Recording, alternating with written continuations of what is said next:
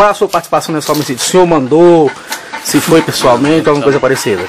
Não, foi eu mesmo. Foi o senhor mesmo? Foi. Que puxou o gatilho? E por que foi? Porque ele disse que ia matar minha mulher. Ia amarrar minha mulher e ia me matar e depois matar minha esposa. Ele tinha alguma dívida financeira com o senhor? Nenhuma. E a arma do crime, o senhor fez o que com ela? Joguei lá dentro do açude quando eu vinha de lá. Quantos tiros foram? 4. 4 tiros? O senhor vinha do lado dele, que a gente percebe que tem uma perfuração que está bem preto. Vinha muito próximo a queima-roupa? Acredito que sim, perto. Mais alguma coisa que o senhor queira declarar? Distância. Já responde por algum homicídio? Já foi preso alguma vez? Já. Em que local? Em Campina Grande. Mas aqui no sertão ainda não tinha... Não. Agora é responder pelo que cometeu, não é? Tirar, né? Eu gostaria que o senhor desse agora um recado para essa molequeira que está entrando nessa vida sem futuro. Isso é quem sabe, cada um quem sabe o que faz da vida.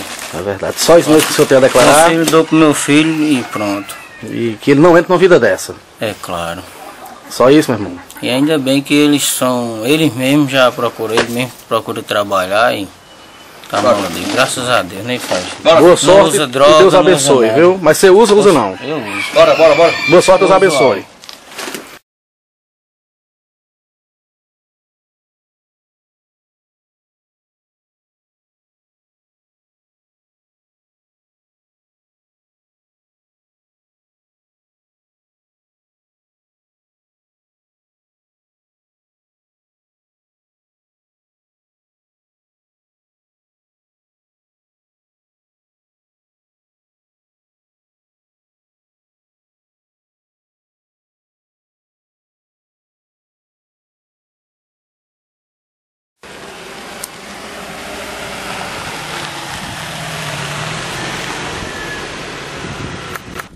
Falando?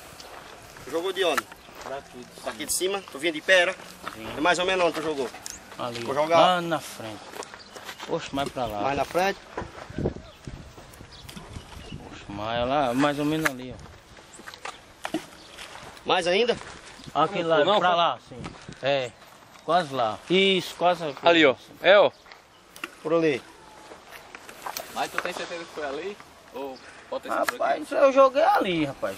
De noite. Eu não ia marcar o local exato, porque eu não ia voltar pra pegar.